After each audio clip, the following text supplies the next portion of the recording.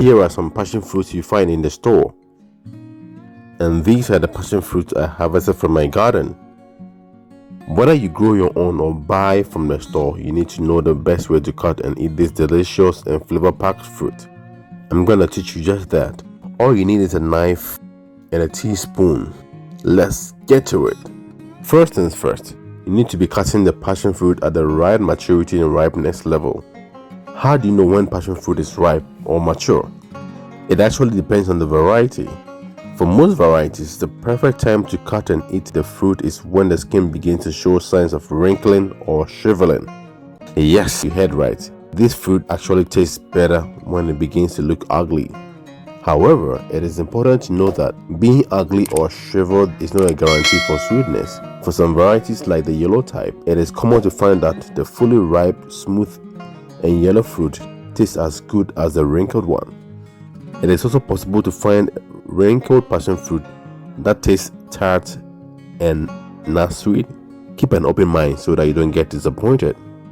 Also, bear in mind that passion fruit that is harvested partially ripe can be allowed to ripen over a couple of days before being eaten. So really, how do you cut passion fruit? Well, many people cut passion fruit like this. That is, cutting through the middle section of the fruit with the mid portion of the knife. There are a few problems with this method. First of all, you can lose some of the delicious juice unless you use a cup or bowl to catch the dripping juice. You can also make a mess with this approach. As you can see, the table is all messed up. The second problem is that due to the leathery nature of the passion fruit skin, you need to exert more pressure when you cut it with the mid section of the knife. Unless the knife is very sharp, in which case you also risk cutting yourself. This gets worse as the fruit wrinkles with age and ripeness. Now let's look at the best way to cut the passion fruit. You need to hold the passion fruit upright and using the pointed tip of the knife, poke into the top third of the fruit. Then gently or quickly slide the knife in a circular fashion all the way around the fruit. The top then comes off easily, giving you access to the tasty fruit pulp. You can now go in with a teaspoon, scoop out and enjoy the passion of this fruit.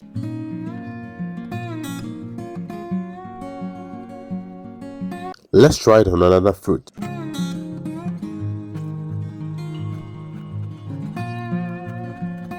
Okay, so that was so easy as you can see. Give this method a try and let me know what you think. If you have another way of cutting this fruit, share it in the comments.